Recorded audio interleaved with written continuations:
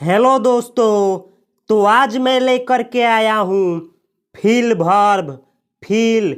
इस वीडियो में हम लोग सीखेंगे कि फील वर्ब का हिंदी मीनिंग क्या होता है और हम लोग सीखेंगे कि फील वर्ब का पांचों फॉर्म क्या होता है और हम लोग सीखेंगे कि फील वर्ब से 10 प्लस वर्ड मीनिंग कौन कौन सा बना है और हम लोग सीखेंगे कि फील वर्ब का और इनके पांचों फॉर्मों का और इनसे मिल करके बने हुए 10 वर्डों का किस तरीके से सेंटेंस में यूज किया जाता है और साथ में ही हम लोग सीखेंगे कि किस वर्ड को किस तरीके से उच्चारण किया जाता है। तो केवल एक वीडियो में ये सब हम लोग सीखेंगे। चलिए स्टार्ट करते हैं इस क्लास को। और आज का वर्ब है फील। फील इसको फील पढ़ा जाता है। ये फील वर्ब है। इसके आगे मैं टू लिखा हूँ। जो वर्ब का मेन फॉर्म होता है उसके आगे टू लिखा जाता है। तो फील वर्ब है। इसका हिंदी मीनिंग होता है भरना, यानी किसी चीज को किसी फॉर्म को भरना या पूरा भरना या पूर्ण करना या पूरा करना या पूर्ण होना या विस्तृत करना या ढेर लगाना या इकट्ठा करना या संतुष्ट करना या पद धारण करना या समाना या नियुक्त होना, यानी इन सभी अर्थों में फील वर्ब का यूज किया जाता है। और किस तरीके से किया जाता है हम लोग इसी वीडियो में सीखेंगे। चलिए अब हम लोग आगे बढ़ते हैं और हम लोग सीखते हैं कि फील वर्ब का पांचों फॉर्म क्या होता है। तो फील वर्ब का V1 होता है फील, V2 होता है फील्ड, V3 होता है फील्ड, V4 होता है फीलिंग और V5 होता है feels. Feel, field, field, feeling, feels, ये होता है फील वर्ब का पांचों फॉर्म। जानकारी के लिए मैं बतला दूं कि फील वर्ब का V1 और V5 का प्रयोग नाउन के रूप में भी किया जाता है और V4 का भी प्रयोग नाउन के रूप में किया जाता है और V3 का प्रयोग फील वर्ब का एडजेक्टिव के रूप में भी किया जाता है। और बतला दूं मैं कि दुनिया के जितने भी वर्ब हैं जिनके 5 फॉर्म होते हैं उनका V1 और V5 का प्रयोग प्रेजेंट इंडेफिनिट टेंस में किया जाता है और V2 का प्रयोग पास्ट इंडेफिनिट टेंस में और V3 का प्रयोग परफेक्ट टेंस में।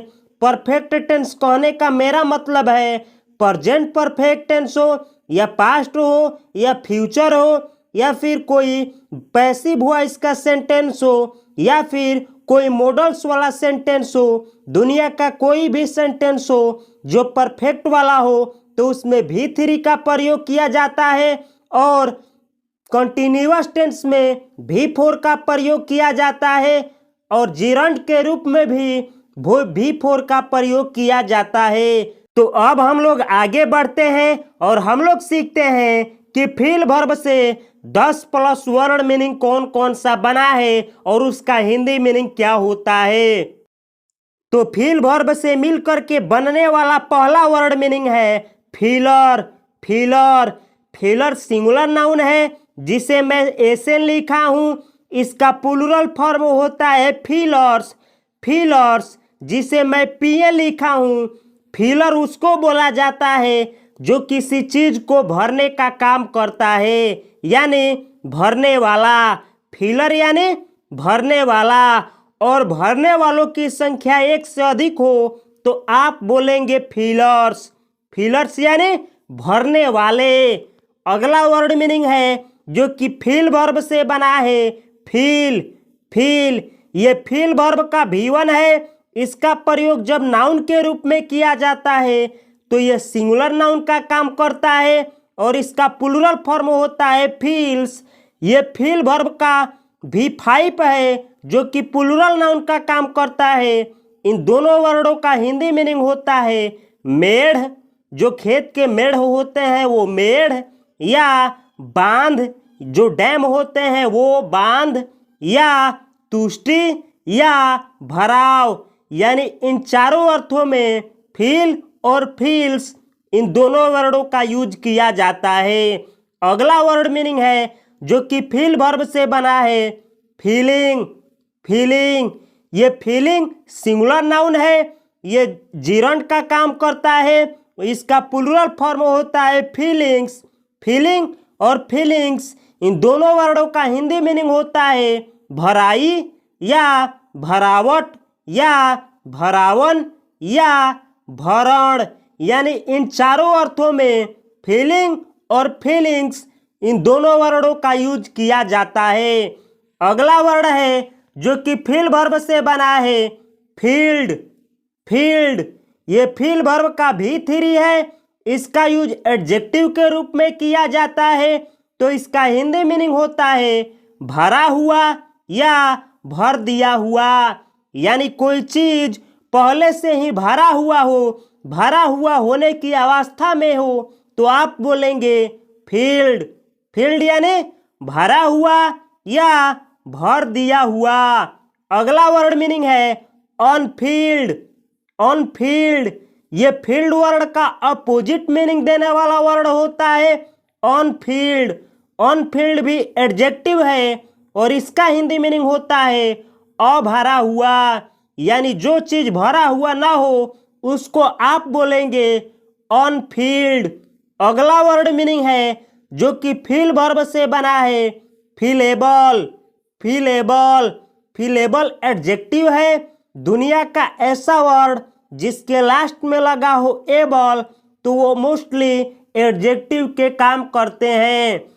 फीलेबल एडजेक्टिव है, इसका हिंदी मीनिंग होता है भरने योग्य, यानी कोई चीज फील करने के लायक हो, फील करने के योग्य हो, यानी भरने के या पूरा करने के लायक हो, तो आप बोलेंगे फीलेबल। अगला वर्ड मीनिंग है जो कि फील वर्ब से बना है, रिफिल। रिफिल, रिफिल ये वर्ब है, जिस तरीके से फील वर्ब का प्रयोग किया जाता है उसी तरीके से सेंटेंस में रिफिल वर्ब का यूज किया जाता है। इसका भी 5 फॉर्म होते हैं। इसका हिंदी मीनिंग होता है फिर से भरना। रिफिल यानी फिर से भरना, यानी किसी चीज को पुनः भरने को इंग्लिश में बोला जाता है रिफिल। रिफिल यानी फिर से भरना। इसका भी 5 फॉर्म होता है, रिफिल, रिफिल्ड, रिफिल्ड, रिफिलिंग, रिफिल्स। और जिस तरीके से सेंटेंस में फील वर्ब का यूज किया जाता है उसी तरीके से सेंटेंस में रिफिल वर्ब का यूज किया जाता है।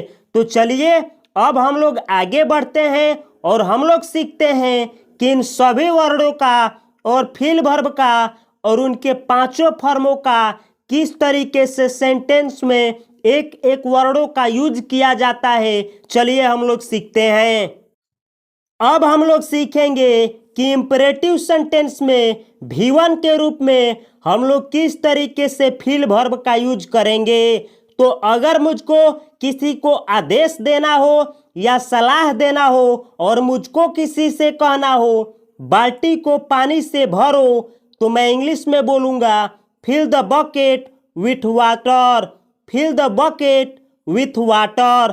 फिल द बकेट यानी बाल्टी को भरो, विथ वाटर यानी पानी से। तो इस सेंटेंस का हिंदी मीनिंग हुआ कि पानी से बाल्टी को भरो। अगला सेंटेंस है, अगर मुझको किसी को कहना हो फॉर्म को पूरी तरह से भरें, तो मैं इंग्लिश में बोलूँगा fill out the form completely. Fill out the form completely. Fill out यानी भरो, द फॉर्म यानी फॉर्म को, कंप्लीटली यानी पूरी तरह से। तो इस सेंटेंस का हिंदी मीनिंग हुआ पूरी तरह से फॉर्म को भरो। ये फिल आउट फ्रेजल वर्ब है। जिस तरीके से फिल वर्ब का सेंटेंस में यूज किया जाता है उसी तरीके से फिल आउट फ्रेजल वर्ब का यूज किया जाता है। अगला सेंटेंस है, अगर मुझको किसी को आदेश या सलाह देना हो और कहना हो कृपया अंतिम तिथि से पहले आवेदन भरें, तो मैं इंग्लिश में बोलूँगा please fill the application before the deadline. Please fill the application before the deadline. Please यानी कृपया, फिल द एप्लीकेशन यानी आवेदन को भरें, बिफोर यानी से पहले, द डेडलाइन यानी अंतिम तिथि से। तो इस सेंटेंस का हिंदी मीनिंग हुआ कि अंतिम तिथि से पहले कृपया आवेदन को भरें। तो आप इस सेंटेंस में देख सकते हैं कि मैं फील वर्ब का यूज किया हूं। अगला सेंटेंस है, अगर मुझको आपसे कहना हो आधे ग्लास को जूस से भरो, तो मैं इंग्लिश में बोलूँगा fill the glass half way with juice. Fill the glass half way with juice. Fill the glass यानी ग्लास को भरे, हाफ वे यानी आधा, विथ जूस यानी जूस से। तो इस सेंटेंस का हिंदी मीनिंग हुआ कि ग्लास को भरे आधा जूस से। अगला सेंटेंस है, अगर आपको किसी से कहना हो उचित जवाबों से खाली जगहें भरें, तो आप इंग्लिश में बोलेंगे fill the blank spaces with appropriate answers. Fill the blank spaces with appropriate answers. Fill the blank spaces यानी फिल का मतलब होता है भरो, द ब्लैंक स्पेसेस यानी खाली स्थान को, विथ यानी के साथ, अप्रोप्रिएट यानी उचित, आंसर्स यानी जवाबों। तो इस सेंटेंस का हिंदी मीनिंग हुआ कि fill the blank spaces with appropriate answers यानी खाली स्थानों को भरो उचित उत्तर से।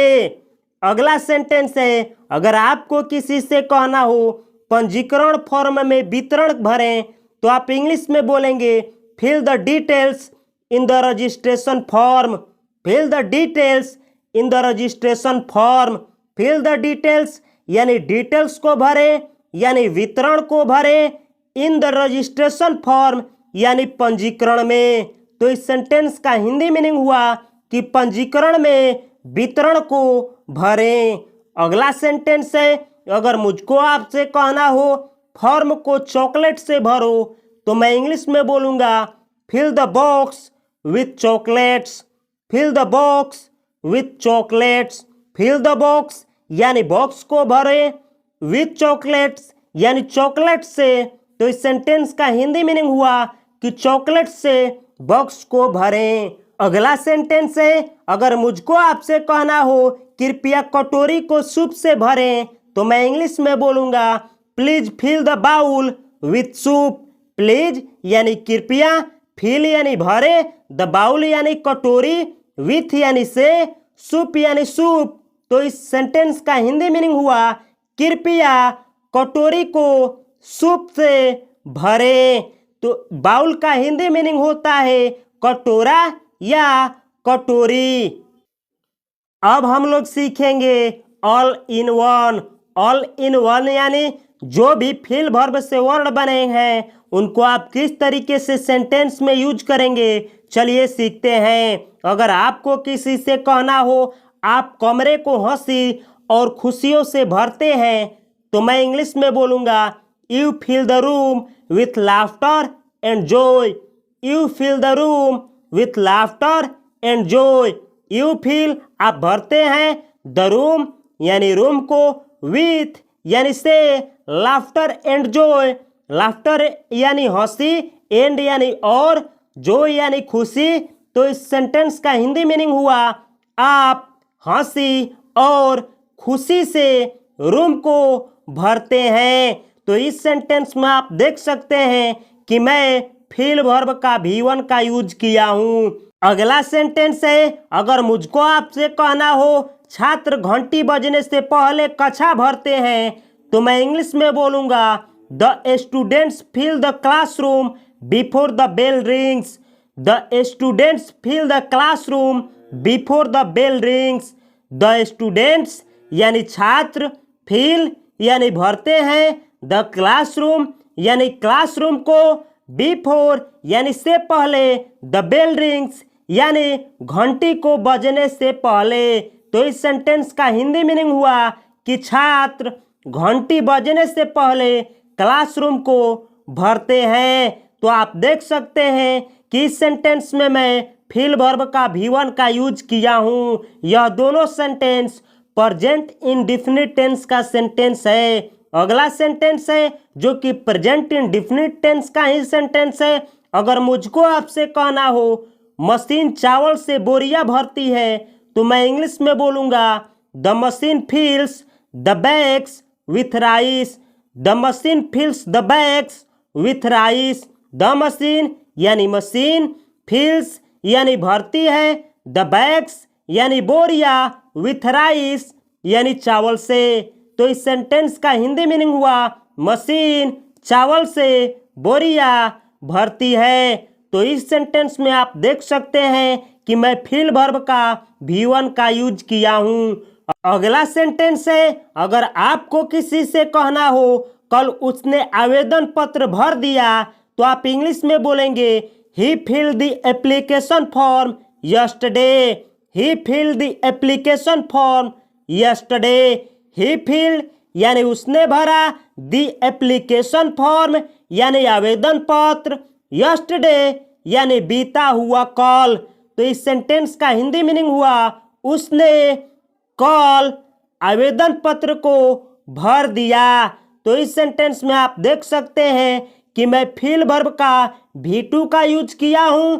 यह सेंटेंस पास्ट इंडेफिनिट टेंस का सेंटेंस है। और आप यहां पे देख सकते हैं कि इसको यस्टरडे नहीं पढ़ा जाता है, इसको बोला जाता है यस्टरडे। यस्टरडे इसमें आर जो है उसका प्रोनाउंसिएशन नहीं किया जाता है, यानी उसका उच्चारण नहीं किया जाता है। अगला सेंटेंस है, अगर मुझको आपसे कहना हो कंपनी ने तुरंत आदेश भर दिए हैं, तो मैं इंग्लिश में बोलूंगा the company has field orders promptly. The company has field orders promptly. The company has field यानी कंपनी ने भर दिया है या कंपनी भर चुकी है, ऑर्डर्स यानी आदेश को, प्रॉम्प्टली यानी तुरंत। प्रॉम्प्टली का हिंदी मीनिंग होता है तुरंत। तो इस सेंटेंस का हिंदी मीनिंग हुआ कंपनी तुरंत आदेश भर दी है। ये सेंटेंस प्रेजेंट परफेक्ट टेंस का सेंटेंस है। आप देख सकते हैं कि इसमें मैं हैज वर्ब के बाद फील वर्ब का V3 का यूज किया हूं। तो अगर आप लोगों को हैव हैज का यूज नहीं आता है, तो मैं हैव वर्ब के ऊपर एक ऑलरेडी वीडियो बनाया हूं और उसमें 5 फॉर्मों का यूज भी सिखाया हूं और उसका हिंदी मीनिंग भी बतलाया हूं। तो इस वीडियो के बाद आप प्लेलिस्ट से मोस्ट स्पोकन वर्ब सीरीज में जा करके जो वर्ब का सीरीज है वहां से हैव वर्ब के बारे में सीख सकते हैं, या फिर इस वीडियो के डिस्क्रिप्शन बॉक्स में भी हैव वर्ब का लिंक है, वहां से भी आप सीख सकते हैं। इसी तरीके से बी वर्ब के बारे में अगर आपको सीखना हो, क्योंकि पूरे वर्बों में अगर सबसे ज़्यादा किसी वर्ब का यूज किया जाता है तो वो है आपका बी। इसका 5 से अधिक फॉर्म होता है। तो आप जा कर के मेरे प्लेलिस्ट से या फिर इस वीडियो के डिस्क्रिप्शन बॉक्स से आप बी वर्ब के बारे में सीख सकते हैं। अगला सेंटेंस है, अगर मुझको आपसे कहना हो उसने अपने मन को सकारात्मक विचारों से भर दिया है, तो मैं इंग्लिश में बोलूँगा he has field his mind with positive thoughts. He has field his mind with positive thoughts. He has field his mind उसने अपने दिमाग को भर दिया है, विथ यानी से, पॉजिटिव थॉट्स यानी सकारात्मक विचारों से। तो इस सेंटेंस का हिंदी मीनिंग हुआ उसने सकारात्मक विचारों से अपने दिमाग को भर दिया है या भर चुका है। तो इस सेंटेंस का हिंदी मीनिंग हुआ कि उसने अपने दिमाग को सकारात्मक विचारों से भर दिया है। आप एक सेंटेंस को बहुत तरीके से उसका हिंदी मीनिंग निकाल सकते हैं, जैसे कि आप देख ही रहे हैं कि मैं किस किस तरीके से एक सेंटेंस का हिंदी मीनिंग निकाल रहा हूं। अगला सेंटेंस है, अगर मुझको आपसे कहना हो मुझे अपनी पानी की बोतल फिर से भरनी है तो मैं इंग्लिश में बोलूँगा I need to refill my water bottle. I need to refill my water bottle. इसको बोतल नहीं बोतल पढ़ा जाता है। इस सेंटेंस का हिंदी मीनिंग हुआ मुझे ज़रूरत है भरने की माई वाटर बोतल यानी मेरा पानी की बोतल को। तो इस सेंटेंस का हिंदी मीनिंग हुआ कि मुझे मेरा पानी की बोतल को रिफिल यानी पुनः भरने की ज़रूरत है। तो अगर आपका नीड का यूज यानी किस तरीके से सेंटेंस में नीड वर्ब का यूज किया जाता है अगर आपको नहीं आता है तो मैं इसके ऊपर भी एक वीडियो बनाया हूं और सेंटेंस में किस तरीके से यूज किया जाता है इसको भी मैं सिखाया हूं। आप प्लेलिस्ट से जा कर के इस वीडियो को भी देख सकते हैं। अगला सेंटेंस है अगर मुझको आपसे कहना हो यह फॉर्म ऑनलाइन भरने योग्य है तो मैं इंग्लिश में बोलूँगा this form is फिलेबल online. This form यानी यह फॉर्म इज यानी है फिलेबल यानी भरने योग्य ऑनलाइन यानी ऑनलाइन। तो इस सेंटेंस का हिंदी मीनिंग हुआ यह फॉर्म ऑनलाइन भरने योग्य है। तो आप देख सकते हैं कि इसमें मैं फिलेबल वर्ड का यूज एडजेक्टिव के रूप में किया हूं जो कि फिल वर्ब से बना है। अगला सेंटेंस है अगर मुझको आपसे कहना हो बोतल में पानी भरा था तो मैं इंग्लिश में बोलूँगा द बोतल was filled with water. The बोतल यानी बोतल वाज यानी था फिल्ड यानी भरा हुआ विथ वाटर यानी पानी से। तो इस सेंटेंस का हिंदी मीनिंग हुआ कि बोतल पानी से भरा हुआ था। तो आप देख सकते हैं कि यहाँ पे मैं फील्ड वर्ड का यूज एडजेक्टिव के रूप में किया हूँ और जहाँ पे इस वर्ड का एडजेक्टिव के रूप में यूज किया जाता है तो ये क्रिया को न शो करके स्टेट को शो करता है। यानी इस सेंटेंस का हिंदी मीनिंग हुआ कि बोतल जो था वो पानी भरा हुआ होने की अवस्था में था न कि बोतल को पानी को भरा गया था। अगला सेंटेंस है अगर मुझको आपसे कहना हो बक्से की भरने की योग्यता इसके आकार पर निर्भर करती है तो मैं इंग्लिश में बोलूँगा the fillingness of the box depends on its size.